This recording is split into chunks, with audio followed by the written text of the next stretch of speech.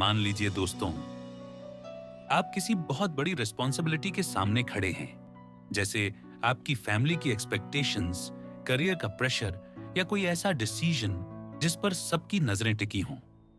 ऐसे समय पर अक्सर हम डर जाते हैं, कंफ्यूज्ड हो जाते हैं और सोचते हैं, क्या मैं सही कर रहा हूं या गलत। ठीक यही स्थिति थी अर्जुन की जब वे कुरुक्षेत्र के मैदान में खड़े थे।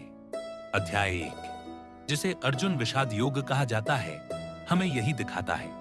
कुरुक्षेत्र का युद्ध शुरू होने वाला था। दोनों ओर सेनाएं खड़ी थीं। एक तरफ धर्म की रक्षा करने वाले पांडव, दूसरी तरफ सत्ता की लालसा में डूबे कौरव। युद्ध शुरू होने से पहले अर्जुन ने श्री कृष्ण से कहा, मेरा रथ बीच में ले चलो ताकि मैं दोनों सेनाओं को देख सकूं। और जब अर्जुन ने देखा कि युद्ध जिनसे है वे उनके अपने गुरु, चाचा, भाई और रिश्तेदार हैं, तो उनका मन कमजोर पड़ गया। उन्होंने धनुष नीचे रख दिया और कहा, मैं यह युद्ध नहीं कर सकता। यही है अर्जुन विषाद, यानी अर्जुन का दुख और मोह। अब सोचिए, रियल लाइफ में भी ऐसा होता है। मान लीजिए आपको कोई ऐसा डिसीजन लेना पड़े जिससे किसी को दुख हो सकता है, जैसे फैमिली और करियर में चूज करना या सही और आसान रास्ते में से एक चुनना।